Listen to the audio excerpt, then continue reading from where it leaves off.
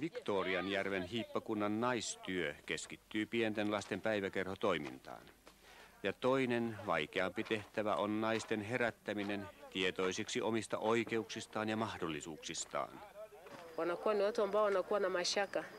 Kwa mila na desturi wakina mama hawaruhusiwi kusimama mbele ya wanaume na kuweza kuongea neno lolote. Wao wanakaa jikoni, kupika na kushughulika na masuala ya kilimo. Tyypillinen toimintamuoto on kylissä järjestetyt viikonloppuseminaarit.